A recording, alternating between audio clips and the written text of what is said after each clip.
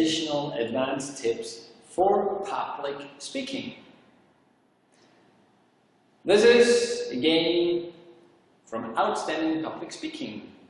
Look, how do you handle really tricky participants in your audience? Or I could tweak the question. How can you make sure that everybody is engaged and is not feeling cat out? And here's the tip. For example, if the question is coming from that direction, okay, then you are tending to go into that direction, to speak to the person, to listen to the question or the remark, and then you answer the question. But what happens to the people who are seated over here? They feel cut out. So what you do, if a question from this area or this side of the room is coming towards you, what you do is you automatically leave that direction to the opposite side. So you're looking at that person, but on the same time you're moving over to this area. And that ensures, of course you're talking to that person in the back on that side, but those people sitting on this side are included. And this is just a tiny little trick.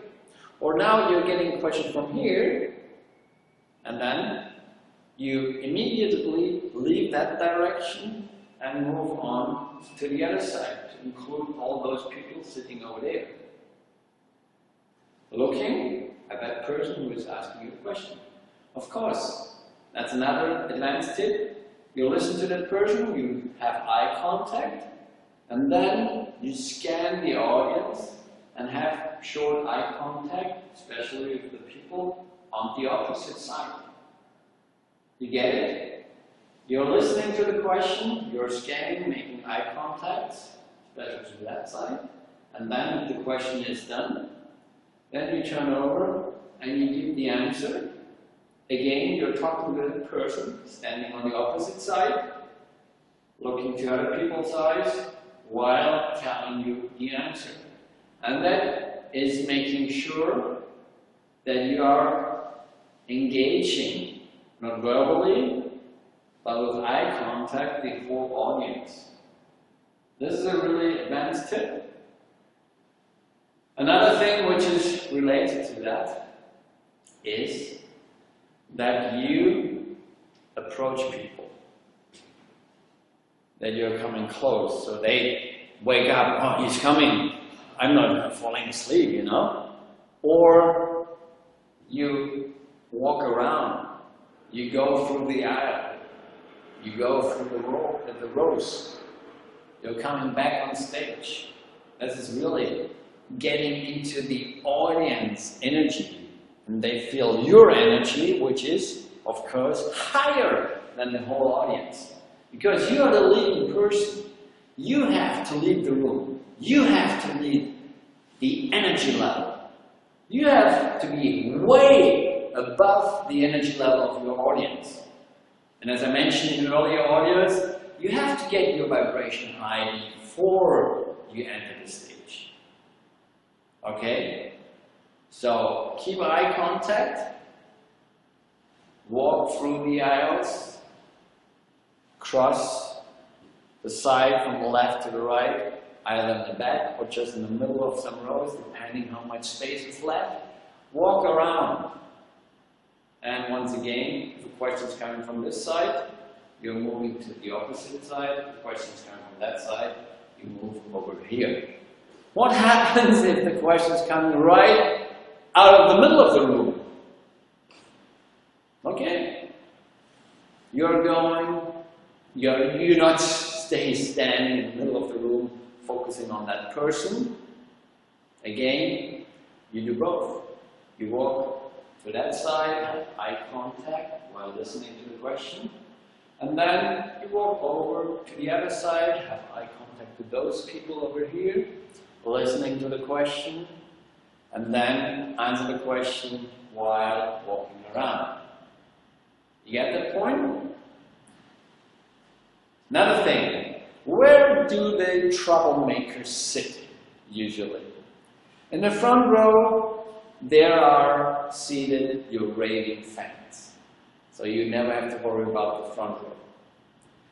Where you have to pay attention is at the far edge on the right, far edge on the left, and the last row. There are usually seated the troublemakers. But you can embrace them, be thankful for them. But only one thing you have to pay attention is, don't fall into the trap that you get, or that you pay too much attention to the troublemakers.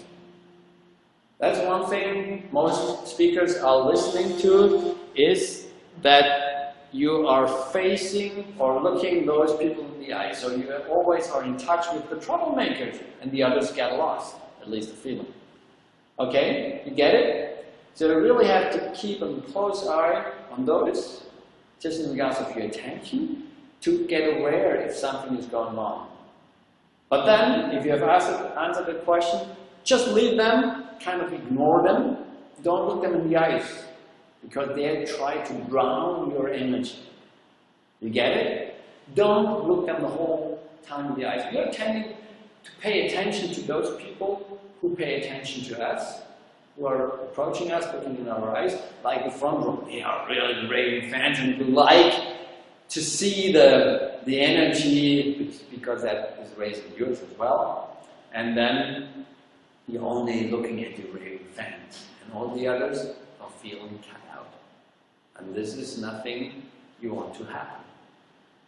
Okay, you get the point? Close eye contact to all of your audience. Question from this side, walk to the opposite side, and keep eye contact with everyone from once in a while, but don't stick with one or two or three persons who are talking the most time. They are really people who like talking. And then fourth, walk through the room, go into the audience, don't remain only on your stage. Doing this, you have the power as the speaker. You guide the group, and you are in charge. You can direct the conversation, the speech, wherever you want. Got it? Thank you for listening.